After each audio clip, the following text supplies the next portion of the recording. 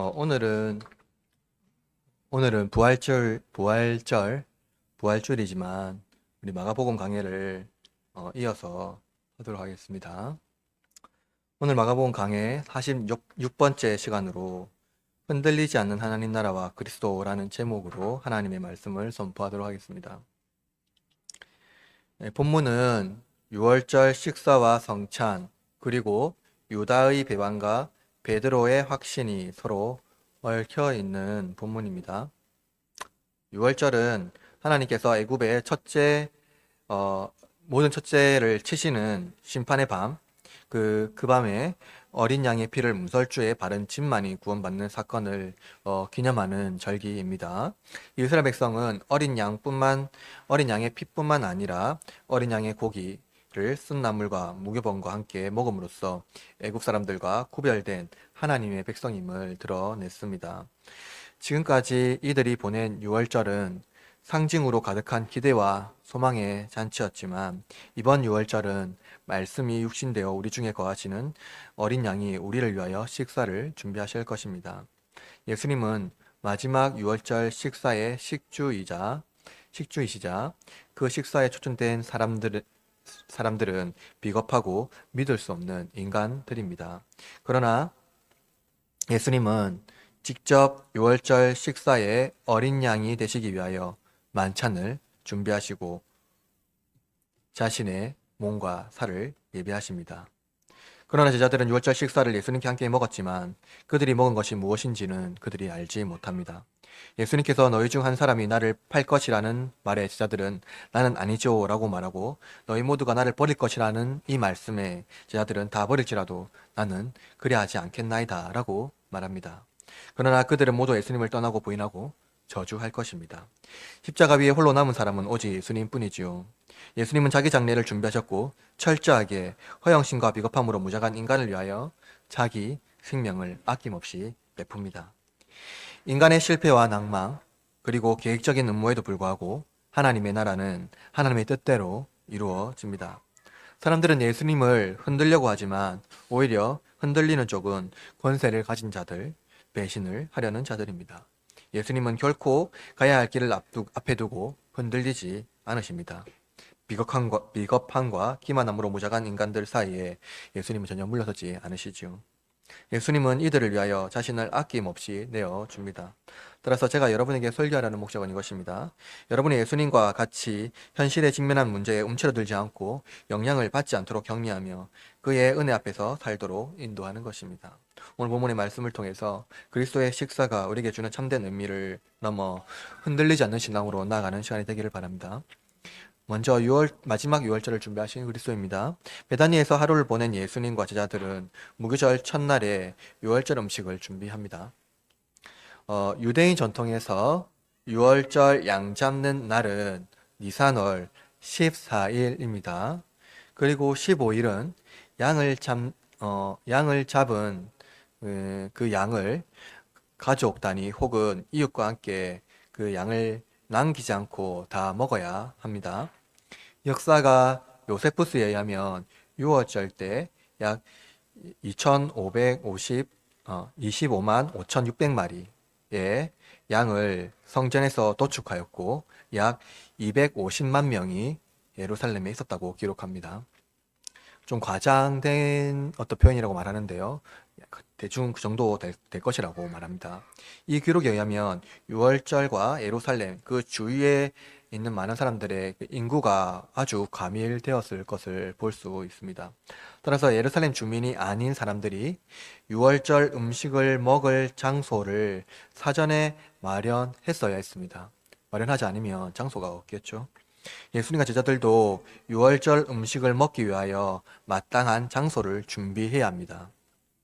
제자들은 우리가 어디로 가서 선생님께서 6월절 음식을 잡수시게 준비하기를 원하시나이까? 라고 예수님께 질문합니다. 그런데 이 질문을 잘 살펴보면 의미심장한 부분이 있는데요. 헬라어 언어에 보면 음식을 준비하는 행위자, 그러니까 음식을 준비하는 행위자는 다 복수인데 음식을 먹는 행위자는 단수입니다. 즉 예수님께서 이 식사의 식주라는 것이죠. 그러니까 본문 한글로도 보면은 선생님께서 유월절 음식을 잡수시게 되어 있는데요. 이 잡수시는 행위자가 누굽니까? 예수님입니다. 그죠? 준비하는 사람들은 다 제자들이에요. 그러니까 예수님이 이 식사의 주인이라는 것을 보여주고 있는 것입니다. 제자들은 유월절 식사의 주인이신 예수님이 먹을 음식을 준비했습니다. 마가는 유월절 음식을 베푸시는 식주가 예수님 자신이라는 것을 의도적으로 보여줍니다. 이에 예수님은 제자들에게 이렇게 말씀하시는데요. 제가 13절을 읽겠습니다. 여러분 14절을 읽어주세요. 예수께서 제자 중 둘을 보내시며 이르시되 성내로 들어가라. 그리하면 물 한 동이를 가지고 가는 사람을 만나리니 그를 따라가서 그가 들어가는 그 집 주인에게 이르되 선생님의 말씀이 나의 조라들과 함께 저수지를 먹을 날 지시고 있느냐 하시더라. 예수님은 예루살렘에 입성하실 때 제자 둘을 보내어 나귀를 찾은 것과 흡사한 방법으로 유월절 음식을 먹을 장소를 예배하십니다. 예수님은 사전에 그 집주인과 약속하고 유월절을 미리 준비하셨습니다. 따라서 제자들은 신비적인 말씀을 듣고 간 것이 아니라 이미 약속된 장소와 사람과 장소로 그것을 찾아간 것이죠. 오늘 본문 15절 말씀해 봅시다. 15절 시작. 그리하면 자리를 펴고 준비한 큰 다락방을 보이더니 거기서 우리를 위하여 준비하라 하시니. 여러분 15절에 보면 14절에서 말씀하신 객실은 큰 다락방이죠. 이 다락방은 사도행전에서 예루살렘에서 제자들과 120명의 사람들이 함께 모일 정도로의 큰 다락방입니다. 수많은 사람들이 함께 이 다락방에서 음식을 먹었을 것이고 예수님과 제자들을 위하여 따로 한 상을 차렸을 것으로 보입니다. 유월절 음식은 어린 양고기, 무교병, 그리고 쓴 나물과 포도주이죠. 예수님은 제자들과 함께 날이 저물 때 유월절 음식이 준비된 다락방으로 가셨습니다. 날이 저물 때. 복음서 제자들은 유월절 어린 양 잡는 날에 해가 질 때 유월절 식사를 하셨다고 기록합니다. 해가 졌을 때요. 본문 17절에 볼까요? 17절 이렇게 되어 있습니다. 저물매 그 12를 데리고 가서. 그죠? 유대인의 하루 계산법은 우리와 달라요. 유대인은 해가 질 때부터 하루가 시작됩니다. 그죠? 그러니까 해가 넘어가면은 다음 날이 시작된 겁니다. 우리는 해가 뜰 때 시작이 되잖아요. 저녁부터. 근데 거기는 이제 해가 아예 질 때 시작합니다. 그래서 유대인의 유월절은 니산월 14일에 양을 잡고요. 그러니까 오후쯤에 양을 잡고 해가 지는 바로 그날 해가 지잖아요. 우리의 계산으로는요. 근데 졌을 때는 15일로 넘어가죠. 15일 날 잡은 양을 먹습니다. 예수님은 유월절 규례에 따라서 양을 잡으셨고 또 그것을 먹으셨습니다. 앞서서 보았지만 이 식사를 주도하는 분이 예수님이라는 것을 알 수가 있어요. 그러면 예수님은 왜 이 식사를 준비하셨을까요? 이 이야기는요, 성경 전체에서 보면 아브라함 이야기로 거슬러 올라가야 합니다. 아브라함은 하나님께서 독자 이삭을 바치라는 말씀을 듣고 모리아산에 올랐습니다. 그때 아들 이삭이 불과 나무는 있는데 번제할 양은 어디 있습니까? 라고 아버지께 여쭙니다. 그때 아브라함이 아들 이삭이 이렇게 말합니다. 창세기 22장 8절입니다. 아브라함이 이르되 내 아들아 번제할 양은 하나님이 자기를 위하여 친히 준비하시리라. 그죠? 오늘 우리가 읽은 본문 12절에서 16절에서는요, 준비하다라는 이 단어가 4번 반복되어 있고요. 특히 유월절을 준비하는 예수님을 볼 수 있습니다. 식사를 직접 준비하시죠, 예수님이요. 하나님은 친히 자기를 위하여 번제에 드릴 양을 준비하셨고, 하나님의 아들은 친히 자신을 유월절 어린 양으로 드리기 위하여 준비하셨습니다. 창세기 22장 8절에서 준비하다라는 이 동사는요, 미완료입니다. 이것은 무엇입니까? 하나님께서 우리를 위하여 아들을 드릴 날을 준비하고 계셨다는 겁니다. 예수님은 우리를 위하여 오신 어린 양이죠. 그것은 하나님께서 친히 준비하신 것입니다. 애굽의 노예로 있던 이스라엘의 고통을 들으신 하나님은 친히 그들을 위하여 어린 양의 피를 문설주에 바르게 하심으로써 억압과 고통에서 자유를 선포하셨죠. 이제 예수님은 친히 자신을 드림으로써 죄와 사망에 있는 우리를 위하여 그 보배로운 피를 드릴 것입니다. 베드로전서 1장 9절에 이렇게 말합니다. 오직 흠없고 점없는 어린 양 같은 그리스도의 보배로운 피로 된 것이니라. 이 밤에 그들의 먹은 음식, 그 음식은 매 해 때마다 먹었던 6월절 저기 때마다 먹었던 그 어린 양이 아닙니다. 그들이 먹은 음식은 우리를 위하여 예비 대신 준비하신 예수 그리스도입니다. 하나님께서 우리를 위하여 친히 준비하신 하나님의 아들이라는 것이죠. 6월절 이스라엘 백성은 하나님의 보호를 얻기 위하여 어린 양을 희생시켰습니다. 죽음의 사자가 이스라엘의 생명을 빼앗지 못하게 하셨습니다. 그날 저녁 애굽의 모든 첫째의 생명은 죽임당했습니다. 공포와 통곡의 날이었습니다. 그러나 이스라엘의 집에는 그 어린 양의 문설주의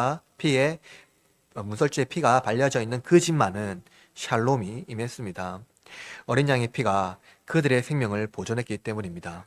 첫 번째 6월절 어린 양의 피가 집 문설주에 발려졌으나 이제 마지막 6월절 제자의 마음에 그리스도의 피가 발려질 것입니다. 저와 여러분의 마음에 그리고 우리 안에 있는 성전에 그리스도의 피를 발라야 합니다. 이 거룩한 마지막 6월절에 그리스도의 피를 우리의 영혼에 예수 그리스도는 바르게 하십니다. 그를 먹고 마심으로 죄와 사망에서 구원을 얻습니다. 하나님께서 친히 준비하셨습니다. 그런데 여러분, 이 거룩한 만찬이 어떻게 진행되고 있습니까? 예수님은 이제 곧 임박한 죽음에 대하여 자신을 배신할 자가 이 식사 중에 함께 있다고 말합니다. 그러나 제자들은 예수님의 죽음에는 관심이 없고 자신의 무결함만을 입증하려고 합니다. 인간은 타인에게 영향을 주고 주도권을 가지려고 하죠. 본문은 식사 중에 긴장 상태로 갑자기 전환이 됩니다. 식사를 막 하고 있는데요. 갑자기 무엇인가 긴장의 상태가 딱 오는 거죠. 예수님은 이미 제자들에게 대제사장들과 서기관 및 사람들에게 예수님이 죽임당할 것이라고 죽임당하고 사흘 만에 부활할 것을 수차례 말씀하셨습니다. 제자들도 알고 있습니다. 그때마다 제자들의 반응은 어땠습니까? 그 예수님의 말씀을 부정했고 또는 무지했으며 심지어 예수님의 죽음과 부활이 유대인의 승리를 보장할 것이라고 생각하고 그때 높은 자리에 앉기를 기대했습니다. 그런데 이제 예수님은 그 일이요. 예수님이 말씀하셨던 죽임을 당하고 하실 그 일이 우리와 함께 식사 중인 한 사람에 의해서 주도될 것이라고 말하고 있습니다. 그가 예수님을 팔아 넘길 거라는 거예요. 예수님은 유다의 계획을 이미 아시고 그가 지금이라도 그 뜻을 돌이키기를 기다리십니다. 함께 식사하는 사람이 배반했다 하는 것은 유대 사회에서 그것은 치욕스러운 일이죠. 그러나 예수님은 자신의 죽음을 생각하기보다 유다를 생각하십니다. 유다는 자신이 예수님을 팔 수 있는 권세를 가졌다고 생각하지만 오히려 예수님이 유다의 생명을 쥐고 있습니다. 18절에 예수님의 말씀은 시편의 노래를 암시하는데요. 우리 본문 18절 말씀 다시 읽을까요? 18절 시작. 앉아 먹을 때 예수께서 이르시되 내가 진실로 너희에게 이르노니 너희 중에 한 사람은 나와 함께 먹는 자가 나를 살리라. 네, 이 말씀은요. 시편 41편 9절의 말씀을 예수님께서 인용한 건데요. 제가 읽어볼게요. 내가 신뢰하여 내 떡을 나눠 먹던 나의 가까운 친구도 나를 대적하여 나의 발꿈치를 들었나이다. 그죠? 나와 내 떡을 나눠 먹던 나의 친구도 나를 대적하여서 나의 발꿈치를 들었다. 이렇게 말하고 있어요. 시편에서요. 이처럼 비정상적인 배반은요. 의인에게도 일어날 수 있다는 겁니다. 그러나 마가는 다른 복음서 저자와 달리 그가 누구인지 지목하진 않았습니다. 다른 복음서에서는요, 다 유다를 딱 지목하고 있거든요. 그런데 마가복음에는요, 독특하게 그 유다라는 인물을 말하지는 않아요. 그죠? 근데 우리가 문맥에서 알고 있죠. 왜냐면은 이미 유다가 예수님 팔 기회를 엿보고 있다는 것을 이 본문 앞에서 말하고 있기 때문에 알 수 있습니다. 모두가 다 예수님과 함께 먹었어요. 이 본문에서는요. 다 함께 먹었다 말해요. 다 함께 먹었습니다. 그 당시에는 이 공동 식사였기 때문에 이 떡을 공동 식사에 있는 것에 찍어서 이렇게 먹었습니다. 그래서 예수님 놓는 손에 다 넣었어요. 안 넣은 사람이 없습니다. 그래서 모든 사람이 거기에 다 포함이 돼 있어요. 예수님의 말씀 제자들의 반응이 예수님의 말씀에서 제자들의 반응은 어떻습니까? 근심하며 나는 아니지요 라고 한 사람 한 사람 한 사람이 다 그렇게 말합니다.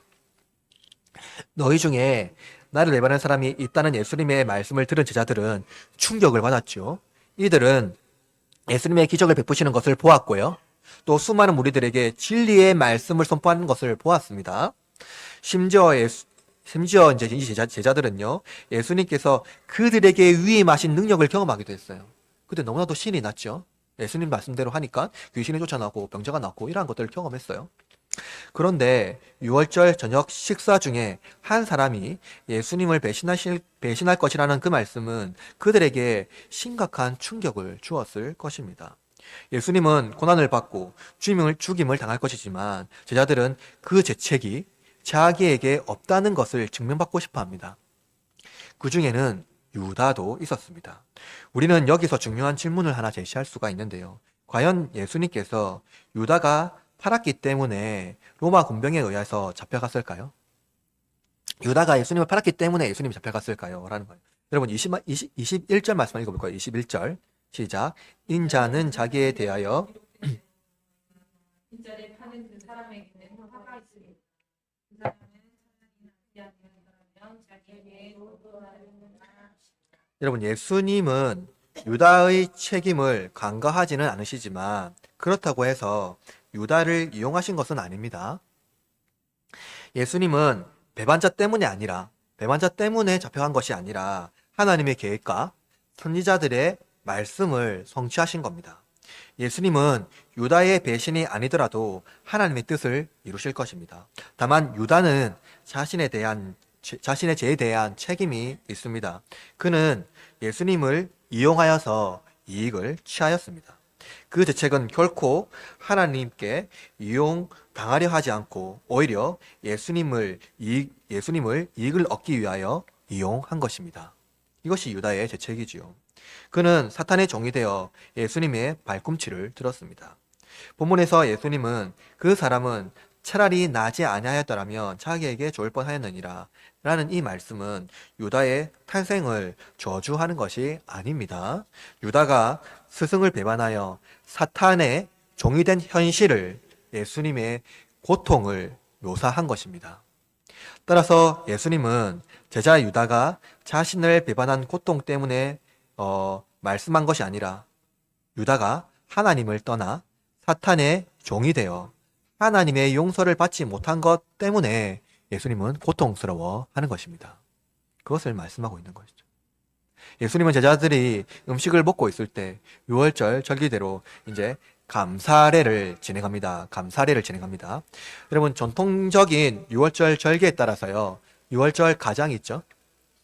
그러니까 유대인 가장이요. 세상의 왕이신 우리 주 하나님이요. 땅에서 빵을 내시는 주는 복이 있나이다 라고 이렇게 기도하고 그 감사례를 하고 식사를 했습니다. 그러니까 식사를 먹고 있는 중에 무교병을 취해서 그걸 먹었죠. 그렇게 기도하고 먹었습니다. 땅에서 빵을 내시는 주라고 얘기했어요. 그러나 예수님은요, 이 떡을 자기의 몸에 비유하여 새롭게 해석하셨어요. 예수님은 하늘에서 땅에 떡을 내시는 분으로 오신 것이 아니라 이제 땅에서 자기 몸 중에 있는 떡을 내시는 분으로 오셨습니다. 땅으로 오셔서 자기 몸에서 떡을 내시는 분으로 오신 거예요. 하나님은 천사와 같이 우리를 창조하지 않으셨죠. 우리는 천사가 아니잖아요. 천사와 인간의 가장 큰 차이점이 뭡니까? 우리는 육신이 있다는 겁니다. 만약에 우리가 천사같이 창조됐다면 우리는 음식을 먹지 않아도 됩니다. 천사는 육신이 없기 때문이죠. 그러나 하나님은 특별히 인간을 하나님의 형상대로, 자기 형상대로 창조하셨습니다. 그러니까 천사는 하나님의 형상이 아니라는 겁니다. 그죠? 그리고 육신을 지으셨죠. 그리고 각종 열매 맺는 음식을 우리에게 주셨습니다. 그죠? 주셨어요. 인간은 하나님께서 주신 음식을 통해서 무엇을 할 수 있습니까? 하나님을 기뻐하고 하나님을 누리고 하나님께 감사할 수 있어요. 하나님의 주신 것을 우리가 먹음으로 인해서. 그러므로 이 음식은요, 우리가 하나님을 찬양할 수 있는, 찬송할 수 있는 존재라는 것을 보여줘요. 그죠? 그러므로 이 음식은 하나님께서 주신, 우리가 알고 있는 이 음식들은요, 인간에게 매우 중요한 것입니다. 이것은 음식을 먹음으로써 하나님을 즐거워하고 누릴 수 있다는 것이죠. 그러나 예수님은 땅에서 난 것이 아니라 자기 몸의 일부를 떼어서 주십니다. 이제 우리는 땅에서 난 음식이 아니라 예수님을 먹음으로써 하나님을 즐거워하고 누릴 수 있습니다. 이는 예수님을 먹은 사람만이 하나님을 즐거워하고 누릴 수 있다는 것을 보여주고 있죠. 땅에서 난 것으로 땅의 생명이 유지하겠지만 예수님의 신령한 몸을 먹게 되면 하늘에서 우리의 생명이 불멸하게 되는 은혜를 누리게 됩니다. 우리가 먹은 음식이 땅에서 난 것이 아니라 예수님의 몸에서 난 것임을 여러분 기억하셔야 합니다. 이어서 예수님은 잔을 취하여 감사기도 하시고 그들에게 주셨습니다. 예수님 제자들에게 각자에게 잔을 취하여 주신 것이 아닙니다. 우리 성찬할 때 제가 각자 잔을 주잖아요. 근데 이 예수님께서 제자들에게 주신 것은요, 각자에게 잔을 취하여 주신 것이 아니라 큰 잔에다 포도주를 부어서 이렇게 둘러 마시게 하신 겁니다. 둘러서 다 이렇게 마시고 다 둘러서 마셨습니다. 그리고 그 잔을 다 비운 후에, 다 비웠다고 말하죠. 다 마셨다고 말하죠. 다 비운 후에 예수님께서 이와 같이 말씀하세요. 24절 읽어볼까요? 24절 시작. 이것은 많은 사람을 위하여 흘리는 나의 피, 곧 언약의 피니라. 그렇죠. 예수님께서 피를 포도주를 다 마시고 난 뒤에 이 본문을 말씀을 하신 거예요. 먹기 전에 말하는 게 아니라 다 마시고 나서. 유대인은 피를 어떻게 여겼습니까? 부정하게 여겼죠. 부정하게 여겼습니다. 피는 속죄의 수단이었고 인간이 드린 희생 제물은 그 피째 먹을 수 있었습니까? 없었습니까? 피를 다 쏟아냈어요. 맞죠? 피를 다 깔끔하게 다 제거하고 났어야 돼요. 결코 피째 먹으면 안 돼요. 왜냐하면 피를 먹는다는 것은 생명을 창조하신 하나님의 거룩함을 훼손하는 행위였기 때문입니다. 그러므로 피를 마신다는 것은 거룩함을 모독하는 것입니다. 그런데 예수님은 이 피를요, 언약의 피라고 말씀하셨어요. 언약의 피요. 옛 언약은 모세가 짐승의 피를요, 백성에게 뿌림으로써, 그러니까 첫 번째 유월절에는요, 이 피를 문설주에 바르고요, 그리고 이 피를 백성에게 뿌렸습니다. 우슬초에 말려서 백성에게 뿌렸어요. 그리고 이 절기가요, 매년 6월절에 했던 거거든요. 그러면서 뭐 했습니까? 죄를 속죄했어요.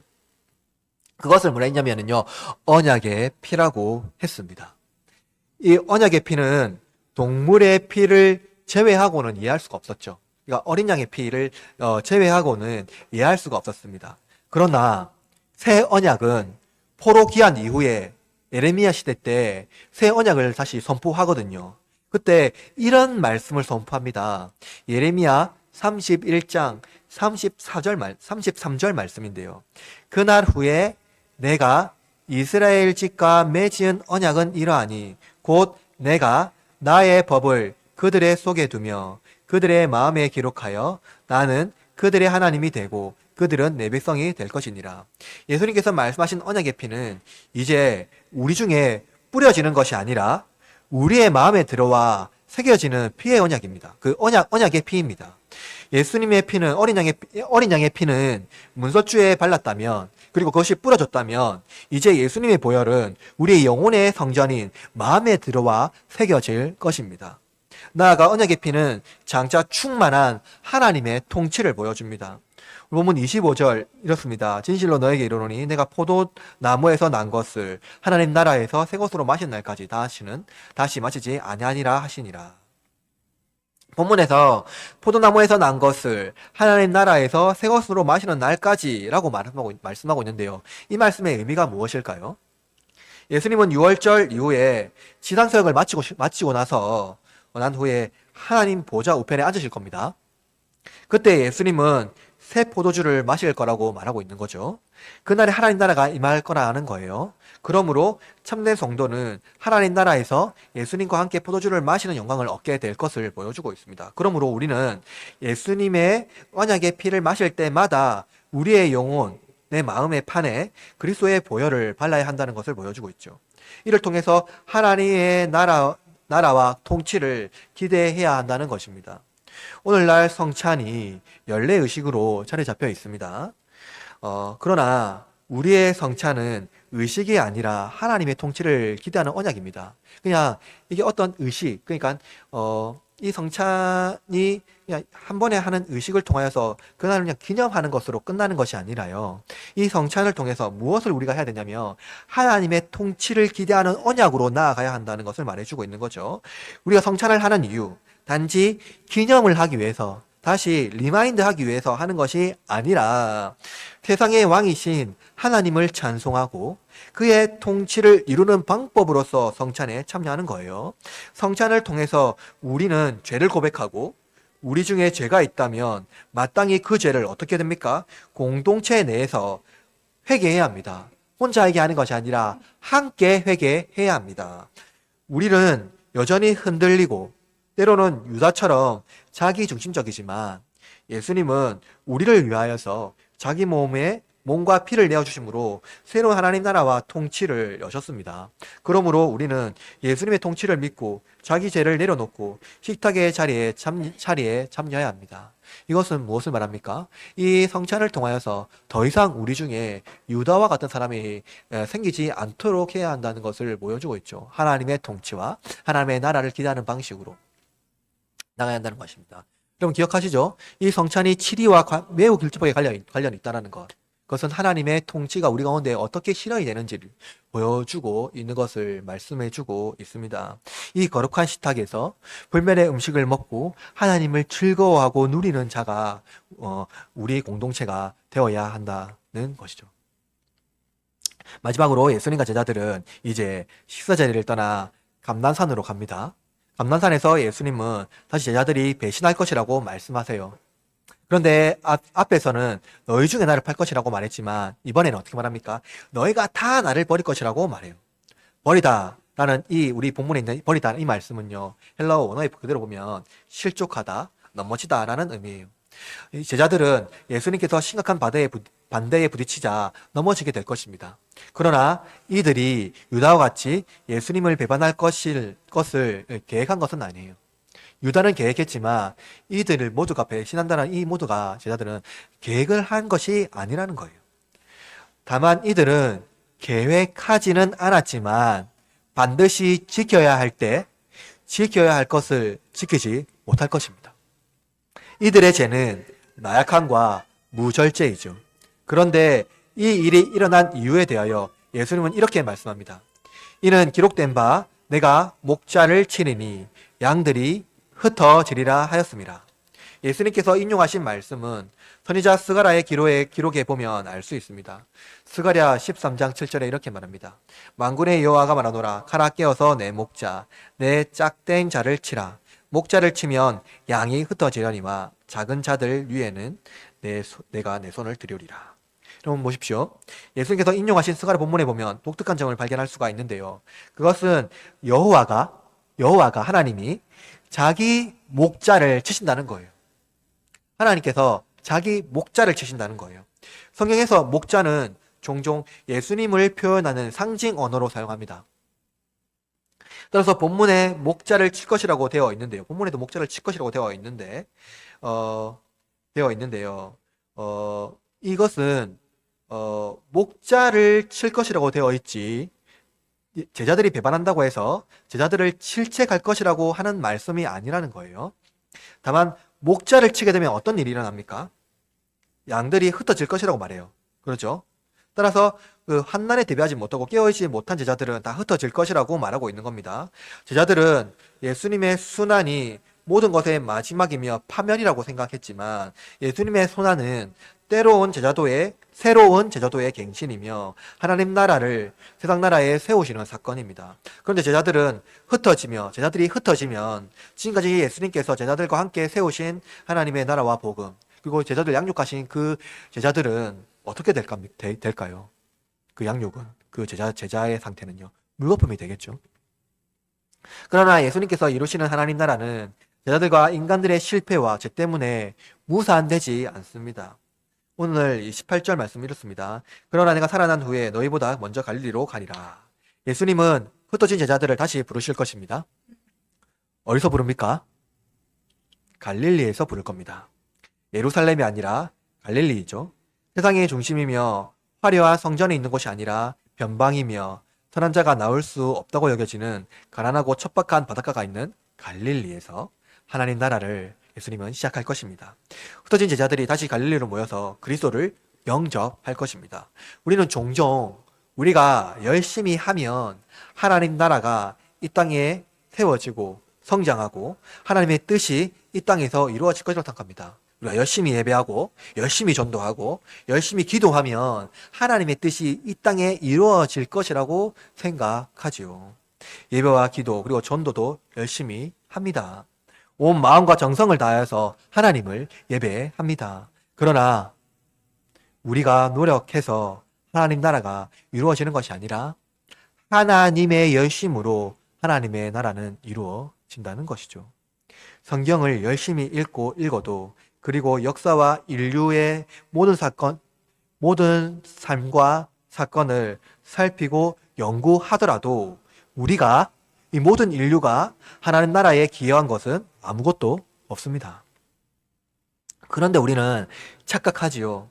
저는 베드로가 왜 예수님께 이렇게 확신 있게 말했는지 여러 가지로 고민을 해봤습니다. 지금까지 우리는 대부분 베드로의 기질을 생각하고 그의 확신이 얼마나 어리석은지를 살펴보고 또 우리도 베드로와 다르지 않다는 생각으로 이 본문을 이해했을 것입니다. 그런데 여러분, 지금까지 제자들이 예수님을 어떻게 이해했는지를 살펴보십시오. 제자들 모두 예수님과 함께 예수님께서 이루실 나라에 기여할 것이라고 그들은 생각했을 것입니다. 그들은 그들의 능력으로 예수님의 기적을 행하였을 때 매우 기뻐했고 또 온 무리들이 예수님을 드높일 때 그들도 함께 높아지는 경험을 했을 것입니다. 적어도 나에게도 지분이 있다고 생각했겠죠. 그렇기 때문에 예수님 높아지면 저도 한 자리 주십시오 하고 청탁할 수 있었을 것입니다. 예수님께서 예루살렘에 입성하실 때 제자들은 실이 나서 축제를 즐겼고 야고보와 요한은 높은 자리에 앉게 달라고 예수님께 청탁했습니다. 제자들은 그걸 들고 화를 냈죠. 예수님께서 너희가 다 나를 버릴 것이라고 말할 때 베드로가 무엇이라고 말합니까? 29절 말씀을 봅시다. 29절 시작.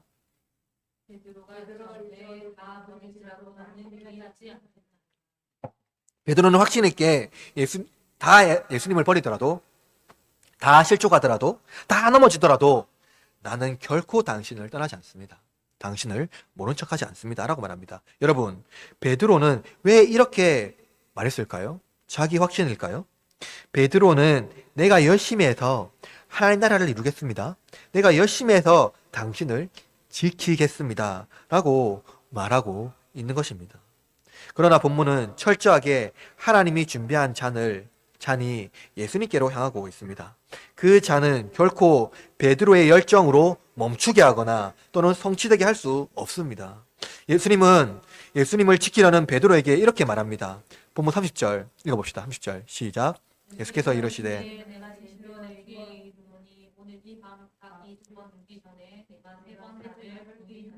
베드로는 자기 확신을 가지고 있었으나 예수님은 베드로보다 그 베드로를 더 잘 아시죠. 예수님은 베드로의 연약함을 질책하는 것이 아닙니다. 베드로의 실패가 예수님의 십자가를 막을 수 없다는 거예요. 베드로는 예수님과의 관계를 부정할 것입니다. 그리고 저주할 거예요. 예수님은 베드로의 연약함을 알고 있습니다. 베드로가 예수님을 부인하고 저주할 것도 예수님은 잘 알고 있습니다. 그러나 예수님은 베드로를 직면하게 해서 그를 계몽시키려고 하는 것이 아니라는 거예요. 오히려 예수님은 베드로의 연약함을 인정하고 그를 긍휼히 여기십니다. 그러나 베드로는 이러한 예수님의 태도에 격정을 내며 이렇게 말해요. 31절 읽어봅시다. 시작. 베드로가 힘있게 말하되 내가 주와 함께 죽을지언정 주를 부인하지 않겠나이다 하고 모든 제자들도 이렇게 말하니라. 보십시오. 베드로는 예수님이 아무런 흔들림 없는 태도로 베드로가 부인할 것을 말씀하셨을 때 이 베드로는요 아마 심각한 염증을 느꼈을 것입니다. 내가 지금까지 이렇게 열심히 했는데 예수님 저를 모르십니까? 여러분 누군가 배신을 할 때요 심각하게 흔들리는 쪽은 배신을 하는 쪽이 아니라 배신을 당하는 쪽이에요. 남녀 간의 관계에서도 이제 우리 문하지 말자 말하는 사람이 흔들리는 것이 아니라 그 이야기를 듣는 사람들이 흔들리는 거죠. 배신을 당하는 쪽이 훨씬 더 심리적으로 흔들립니다. 그러나 예수님은 아무런 흔들림이 없이 베드로에게 오늘 밤 내가 나를 배신할 것이라고 말합니다. 그러나 베드로는 이렇게 반응하죠. 예수님, 저는 다른 제자들하고 다릅니다. 저를 그렇게 보지 마세요. 저를 몰라도 너무 모르시는군요. 예수님, 저를 심각하게 오해했습니다. 그는 예수님이 자신을 오해했고 자신은 충분히 예수님을 지킬 수 있을 뿐만 아니라 하나님 나라에도 기여할 수 있다고 생각합니다. 그러나 오해한 쪽은 예수님이 아니라 베드로죠. 예수님은 베드로가 자신을 부인할 것을 직면시켜서 그 베드로를 깨닫게 하려는 것이 아니에요. 야, 네가 이렇게 할 거야. 그러니까 너 정신 차려야 돼. 이렇게 말씀한 것이 아니라는 거예요. 이 본문 전체에서 예수님은 스칼리라인조, 그러니까 실족해야 하는 사람을 말하고 있는데요. 사실상 이 본문 전체에 보면은 배신당하고 버림당하는 사람은 누구입니까? 예수님이에요. 그러면 사실 이 본문 전체에서 유일하게 실족할 수 있는 존재는 누구입니까? 예수님 뿐입니다. 그런데 예수님 빼고 모든 사람들이 다 실족했습니다. 모든 사람들이 다 넘어졌어요.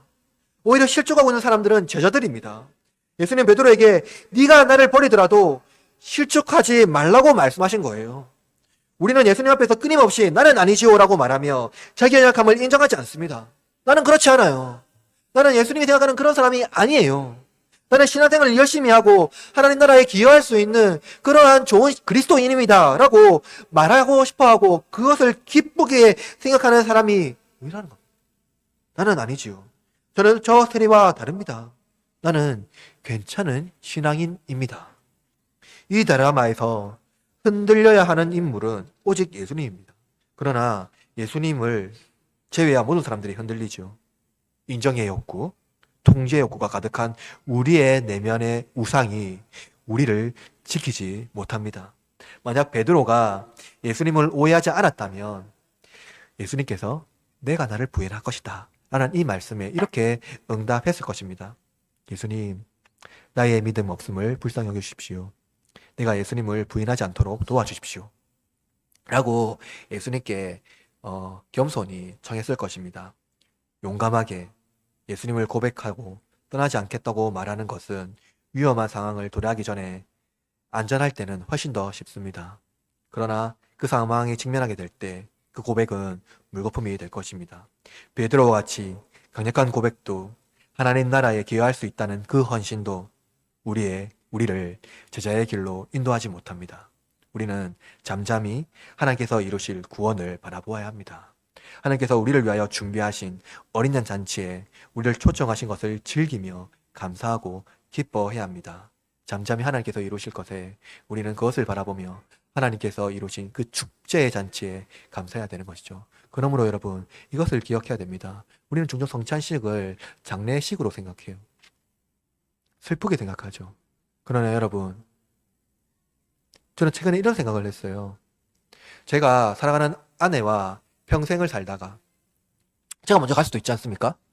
제가 먼저 갔을 때 제 아내가 제가 너무 슬퍼했으면 좋을까요? 아니면 행복해 했으면 좋을까요? 여러분 어떻게 생각합니까? 평생 같이 살았던 동반자가 한 사람이 떠났을 때 너무 슬퍼하면 기뻐할 것 같습니까? 행복해 했으면 좋겠습니까? 너무 슬퍼하면 좋아할 것 같습니까?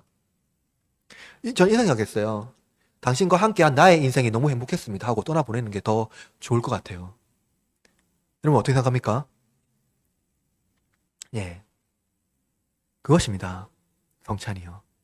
하나님께서 우리를 위하여 행하신 것, 그것이 너무나도 행복한 것이죠. 예, 오히려 행복의 눈물을 흘려야 하는 것 아닐까요? 기쁨의 잔치를 흘려야 하는 것 아닐까요? 슬퍼하지 말라는 것이 아닙니다. 너무 행복에 겨워, 너무 감사에 겨워, 그 감사의 찬송을 이렇게 이제 토해내듯이 하나님 앞에 나아가는 거예요. 여러분, 우리의 철저한 실패에도 불구하고 예수님은 십자가의 길로 나아갑니다. 우리가 예수님 안에서 자기 중심성을 내려놓고 흔들림 없이 예수님의 사랑에 감격하고 감사해야 한다는 것이죠. 예수님은 유다의 음모와 제자의 배반에도 흔들리지 않고 그들을 사랑하시죠. 여러분, 우리는 많이 흔들립니다. 내가 원하는 것만 사랑하고 싶은 게 우리이지요. 원하지 않는 것, 관심이 없는 것, 그것을 그냥 버리는 것이 좋습니다. 관심이 없고 사랑하지 않는 것은 별로 이제 나의 삶에, 나의 인생에 관여할 필요가 없다고 생각하죠. 그러나 예수님 어떻습니까? 흔들림 없이 그저 그 길을 가십니다. 그러므로 여러분, 현실에 직면하여서 어떠한 여러분의 문제에 움츠러들지 마시기 바랍니다. 그거에 영향을 받지 마시길 바랍니다. 오직 예수님 안에 있는 그 은혜에 살아가십시오. 예수님은 우리의 실패에도 불구하고 반드시 하나님 뜻을 이루시고, 하나님 또한 우리의 실패와 좌절에도 불구하고 하나님의 선하심을 반드시 이루어 내십니다. 사랑하는 성도 여러분, 우리는 베드로와 같이 끊임없이 나는 아니죠 라고 외치며 자신을 과신하고 있지는 않습니까? 마치 우리의 열심과 노력으로 하나님 나라를 이룰 수 있는 것처럼 착각하고 있지는 않나요? 그러나 오늘 본문에서 발견한 진리는 무엇입니까? 우리의 구원은 우리의 헌신과 결단이 아니라 오직 흔들림 없이 십자가로 걸어가신 예수님의 헌신과 하나님의 열정이라는 것입니다. 예수님은 우리의 연약함을 아셨고 우리가 실패할 것을 미리 아셨습니다. 그러나 그분은 우리를 책망하거나 비난하지 않으시고 오히려 우리를 대신 친히 십자가를 지고 가셨습니다. 우리의 교만과 우상을 무너뜨리시고 오직 은혜로 우리를 당신의 나라로 초청하십니다. 그러므로 우리가 붙잡아야 할 그리스도의 복음은 그리스도의 십자가뿐입니다. 그러므로 여러분, 나의 열심과 노력으로 하나님께 인정받으려고 하는 교만을 내려놓읍시다. 나의 실패와 부족함 때문에 스스로 절망하지 맙시다. 흔들리지 않는 하나님 나라를 소망하며 그리스도의 식탁으로 담대히 나아갑시다. 여러분을 위한 식탁을 준비하시고 우리를 초청하신 그리스도께 나아가 감사와 기쁨으로 그의 은혜를 누립시다. 그러는 장로교회 여러분, 흔들리는 우리의 인생 속에 오직 흔들리지 않는 그리스도를 붙드십시오. 그리스도의 십자가를 바라보고 우리의 연약함을 주님 앞에 내려놓고 오직 예수님께 의지하여 이 세상을 살아갑시다. 그럴 때 우리의 삶은 결코 무너지지 않는 하나님 나라 위에 굳게 서게 될 것입니다.